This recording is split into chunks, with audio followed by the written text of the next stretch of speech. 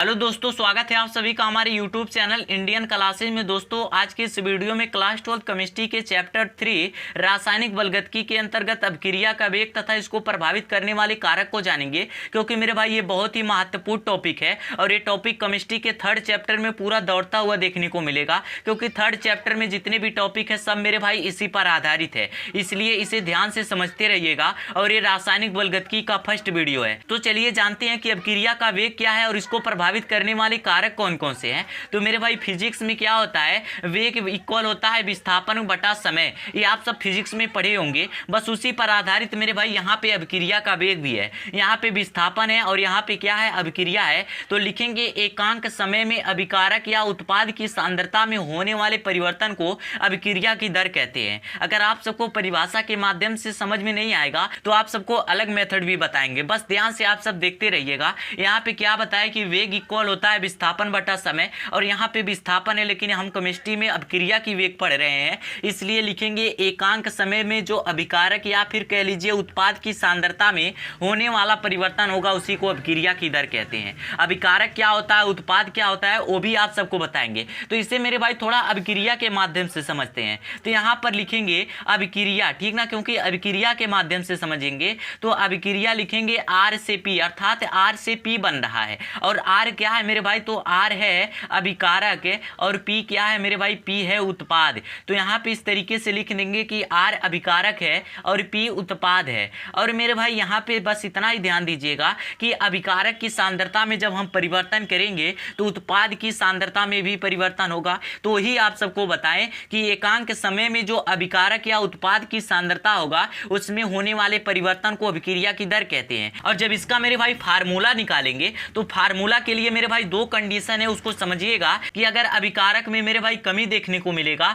तो उत्पाद में वृद्धि देखने को मिलेगा। बस इतना ही है, इसको ध्यान दीजिएगा। अगर मेरे भाई अभिकारक में कमी हो रहा है तो उत्पाद में वृद्धि देखने को मिलेगा। और क्यों देखने को मिलेगा, क्योंकि मेरे भाई मान लीजिए एक पात्र है और उस पात्र में 1 kg कोई अशुद्ध पदार्थ रखा गया है और उसको कह दिया जाए इसको शुद्ध पदार्थ बना दीजिए। तो मेरे भाई आप अशुद्ध पदार्थ को उठाकर शुद्ध पदार्थ बना देंगे तो अशुद्ध पदार्थ की मात्रा खत्म हो जाएगी, इसलिए यहाँ पे अगर कमी आएगी तो उत्पाद में वृद्धि देखने को मिलेगा। और अभिकारक क्या होता है आप सबको बता दें, अभिकारक का मतलब समझ लीजिए अशुद्ध पदार्थ। मान लीजिए कोई खाने वाला पदार्थ है, अभी इस समय अशुद्ध पदार्थ है, जब उसको शुद्ध रूप में कर देंगे तो उसी को उत्पाद कहते हैं, और जब अशुद्ध रूप में रहता है तो उसी को मेरे भाई अभिकारक कहते हैं। तो अभिकारक उत्पाद समझ में आ गया। अब इसके जब फार्मूला की तरफ चलेंगे, अभिक्रिया के वेग का फार्मूला निकालेंगे। ये अभिक्रिया के वेग का फार्मूला मेरे भाई पूरा थर्ड चैप्टर में जरूरत पड़ने वाला है। तो यहाँ पे इसका फार्मूला देखिएगा, अभिक्रिया का वेग इक्वल, यहाँ पे क्या है अभिकारक और यहाँ पे क्या है उत्पाद।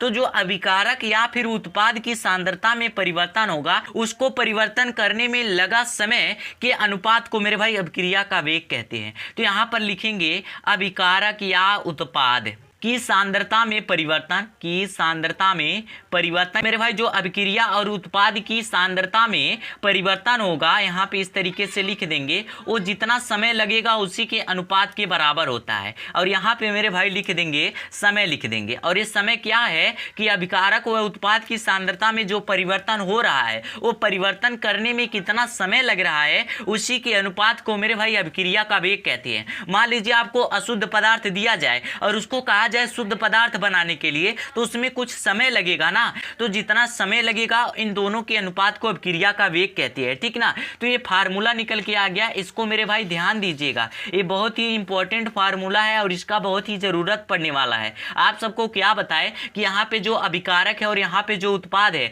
इन दोनों की सांद्रता में जो परिवर्तन देखने को मिलेगा और परिवर्तन में कितना समय लग रहा है, इन दोनों के अनुपात को ही अभिक्रिया का वेग कहते हैं। अब मेरे भाई अगर आपसे कहा जाए इस अभिकारक के लिए अभिक्रिया का वेग क्या होगा, तो यहाँ पर लिखेंगे अभिक्रिया का वेग। अभिक्रिया किसके लिए लिखेंगे, तो अभिकारक के लिए लिखेंगे। तो अभिक्रिया का वेग इक्वल मेरे भाई क्या हो जाएगा, जब अभिकारक के लिए अभिक्रिया का वेग निकालेंगे तो यहाँ पर क्या देखने को मिलेगा, इस आर की सांद्रता में जो कमी होगी, क्या बताया यहाँ पे कमी होगा और उत्पाद में वृद्धि होगा। तो अभी इसके लिए निकाल रहे हैं, तो लिखेंगे आर की सांद्रता में कमी, आर की जो सांद्रता में कमी होगा उसको मेरे भाई लिखेंगे सांद्रता सांद्रता की कमी और बटा में क्या लिखेंगे, जब कमी होने में जितना समय लगेगा उसी के अनुपात को मेरे भाई अभिक्रिया का वेग कहते हैं, कमी में लगा समय। ठीक ना, बस इतना ध्यान से देखते रहिएगा मेरे भाई, आप सबको पूरा बारीकी से बताएंगे, किसी भी प्रकार का डाउट नहीं होगा। अब ये कैसे फार्मूला लिखे तो आप सबको बताएं कि जो अभिकारक है, जब अभिकारक की सांद्रता में हम परिवर्तन करेंगे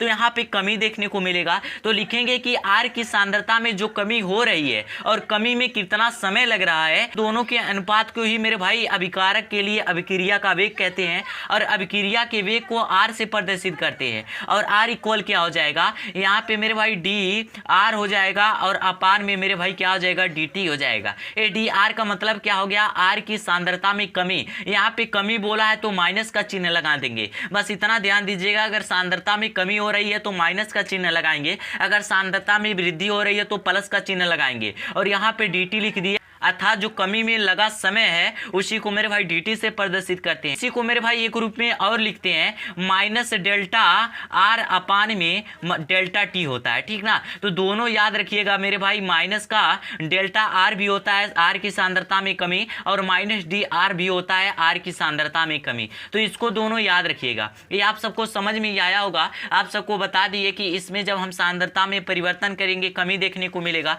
लेकिन अगर आपसे कहा जाए इस उत्पाद के लिए अभिक्रिया का वेग क्या होगा, तो मेरे भाई उसको भी लिखेंगे।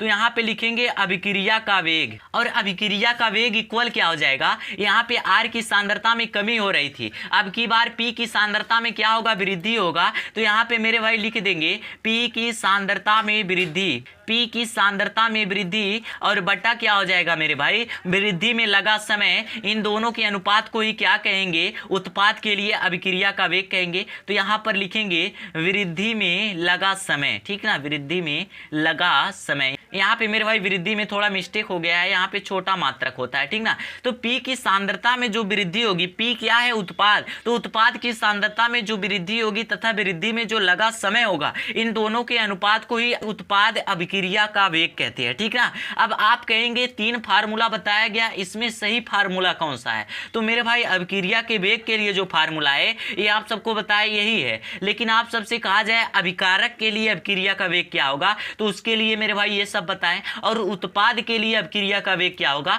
तो मेरे भाई ये इसको छाप दीजिएगा। ठीक ना, तो यहाँ पे इसको भी आर से प्रदर्शित करते हैं, और आर इक्वल क्या हो जाएगा, पी की सांद्रता में वृद्धि, अर्थात यहाँ पे हो जाएगा डी पी हो जाएगा। ठीक ना, और अपान में क्या हो जाएगा, डी टी हो जाएगा। यहाँ पे पी क्यों लिखे, क्योंकि पी की सांद्रता के लिए लिख रहे हैं, यहाँ पे आर की सांद्रता के लिए लिख रहे थे इसलिए आर लगाए थे। और मेरे भाई यहाँ पे माइनस नहीं लगाएंगे, क्यों नहीं माइनस लगाएंगे, क्योंकि इसकी सांद्रता में वृद्धि हो रहा है, कमी नहीं हो रहा है। कमी होगा तो माइनस लगाएंगे, वृद्धि होगा तो प्लस लगाएंगे। और इसको मेरे भाई एक रूप में और लिख सकते हैं, डेल्टा पी और अपान में होता है डेल्टा टी। ठीक ना, तो इसको दोनों को याद रखिएगा, दोनों ही बहुत ही महत्वपूर्ण फार्मूला है। ये आप सबको बता दिए, अभिकारक के लिए अभिक्रिया का वेग, और ये क्या है, उत्पाद के लिए अभिक्रिया का वेग। तो आप सबको 3 फार्मूला बताया, और तीनों फार्मूला बहुत ही महत्वपूर्ण है। और इसके मात्रक की बात करें मेरे भाई, मात्रक क्या होता है, तो आप कहेंगे मात्रक भी पूछा जाता है क्या, तो मेरे भाई हमें तो इतना जानकारी है नहीं कि कौन कौन सा बोर्ड एग्जाम में टॉपिक पूछा जाएगा और उसी टॉपिक को रट ले और वहां पर जाकर छाप लेंगे। इसलिए जितने टॉपिक होंगे सभी टॉपिक को मेरे भाई क्लियर करना जरूरी है। इसका मात्रक याद रखिएगा, मोल प्रति लीटर इंटू सेकेंड होता है। क्या होता है, मोल प्रति लीटर, और इंटू में मेरे भाई सेकेंड होता है, यहाँ पे लिख देंगे इंटू में सेकेंड होता है। इस तरीके से भी मात्रक देखने को मिलेगा, mole litre inverse second inverse, क्योंकि ये बटा में है, जब ऊपर जाएगा तो इसके पावर माइनस का 1 हो जाएगा, तो ये हो जाएगा मोल। यहाँ पे लिख देते हैं मेरे भाई इस तरीके से, मोल इंटू में लीटर इनवर्स और सेकेंड इनवर्स हो जाएगा। तो ये दोनों मात्रक याद रखिएगा। तो आप सबको क्या बताया, अभिक्रिया का वेग बताए और उसका फार्मूला भी बताया। तो आप सब परिभाषा और ये जो तीनों फार्मूला मात्रक बताए मेरे भाई याद रखिएगा। अब इसको जानते हैं कि अभिक्रिया के वेग को प्रभावित करने वाले कारक कौन कौन से हैं। यहाँ पे क्या है मेरे भाई, अभिक्रिया के वेग को प्रभावित करने वाले कारक है, यहाँ पे वेग लिख लीजिएगा। ठीक ना, तो जो उसको प्रभावित करने वाले कारक होंगे वो कितने हैं मेरे भाई, यहाँ पे 4 लिख कर लाए हैं, ठीक ना। इतना लिख देंगे आपको कोई दिक्कत नहीं हो जाएगा। वैसे अपक्रिया को प्रभावित करने वाला कारक तो बहुत है, लेकिन अगर आप 4 याद कर लेंगे ना तो कोई दिक्कत नहीं होने वाला है। तो यहाँ पर लिखेंगे पहला है ताप। ताप बढ़ाने पर अभिक्रिया का वेग बढ़ जाता है। आप सबको क्या बताएं, अभिक्रिया में क्या होता है, एक उत्पाद होता है और एक अभिकारक होता है। तो जब इसका ताप बढ़ाएंगे तो ताप बढ़ाने पर अभिक्रिया का वेग भी बढ़ जाता है। और दूसरा है सांद्रता, कि सांद्रता बढ़ाने पर भी अभिक्रिया का वेग बढ़ जाता है। इससे मेरे भाई आप सब ट्रिक से भी याद कर सकते हैं। ट्रिक कौन सा है अभी आप सब देखिएगा। तीसरा है उत्प्रेरक, कि उत्प्रेरक की उपस्थिति में अभिक्रिया का वेग बढ़ जाता है। यहाँ पर लिख लीजिएगा कि इसका वेग बढ़ जाता है। और चौथा है क्षेत्रफल। क्षेत्रफल की वृद्धि में करने पर अभिक्रिया का वेग बढ़ जाता है। तो मेरे भाई इतना याद रखिएगा कि ताप, सांद्रता, उत्प्रेरक, क्षेत्रफल है, इन चारों को आप जब भी बढ़ाएंगे तो अभिक्रिया का वेग ही बढ़ेगा। यहाँ पर भी देखिए अभिक्रिया का वेग बढ़ जाता है, यहाँ पर भी बताया अभिक्रिया का वेग बढ़ जाता है, उत्प्रेरक में भी बताया कि अभिक्रिया का वेग बढ़ जाता है, और क्षेत्रफल में भी बताया कि अभिक्रिया का वेग बढ़ जाता है। बस इतना मेरे भाई याद रखिएगा। तो आप सबको क्या बताए, अभिक्रिया का वेग क्या होता है, अभिकारक तथा उत्पाद के लिए भी अभिक्रिया का वेग बताए, और अभिक्रिया के वेग को जो प्रभावित करने वाले कारक हैं आप सबको 4 बताएं। 4 याद रखिएगा। इतना बोर्ड एग्जाम में अगर पूछ लिया जाएगा, इतना लिख देंगे तो कोई भी दिक्कत नहीं होगा, ठीक ना। तो मेरे भाई ये रासायनिक बलगतकी का फर्स्ट वीडियो था। ये जो टॉपिक बताए इसी टॉपिक पर पूरा 3rd चैप्टर देखने को मिलेगा, ठीक ना। और मेरे भाई फिजिक्स केमिस्ट्री 2 चैप्टर समाप्त हो गया है। अगर आप महत्वपूर्ण वीडियो को नहीं देखे हैं तो हमारे चैनल को विजिट करके प्लेलिस्ट वाले ऑप्शन पे जाएंगे, फिजिक्स केमिस्ट्री का प्लेलिस्ट देखने को मिलेगा। वहां पे सभी वीडियो आपको क्रम से मिलेंगे, उन सबको तैयार कर लीजिएगा, क्योंकि मेरे भाई जितने भी वीडियो हैं सब बोर्ड एग्जाम की दृष्टि से महत्वपूर्ण है, ठीक ना। तो दोस्तों उम्मीद करता हूँ ये वीडियो आपको पसंद आया। अगर वीडियो पसंद आया तो लाइक कर दीजिएगा, और हमारे चैनल पर नया आया तो हमारे चैनल को सब्सक्राइब कर दीजिएगा। और इस तरीके से हर रोज शानदार वीडियो पाने के लिए हमारे चैनल से जुड़े रहिएगा। मिलते हैं अगले शानदार वीडियो में, तब तक के लिए जय हिंद जय भारत।